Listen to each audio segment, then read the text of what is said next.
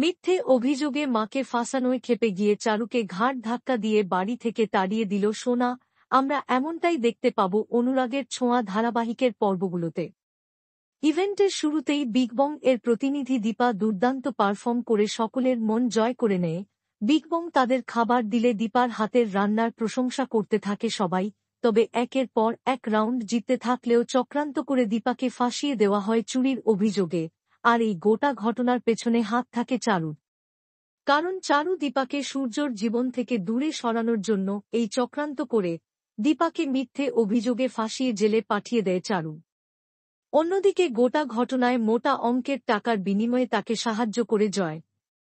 চুরির অভিযোগে মাকে জেলে নিয়ে যাওয়া হয়েছে সেটা জেনে খুব ক্ষেপে যায় সোনা। সোনা মায়ের জন্য কাঁদতে থাকে, কারণ সে বিশ্বাস করে না তার মা চুরি করতে পারে। কিন্তু সোনা কিভাবে তার মাকে নির্দোষ প্রমাণ করবে সেটাও সে বুঝতে পারে না। অন্যদিকে চারু সূর্যের বাড়িতেই থাকে। চারু রাত্রিবেলা ফোনে কথা বলতে থাকে জয় খবরটা যেন কেউ বুঝতে না পারে যে দীপা চুরি করেনি। মনে রেখো, দীপাকে সূর্যের জীবন থেকে দূরে সরানোর এটাই একমাত্র উপায়। অলি তার মাকে একেবারেই সহ্য করে না, আর এই সুযোগে আমি দীপাকে সারা জীবনের জন্য দূরে সরিয়ে দেব।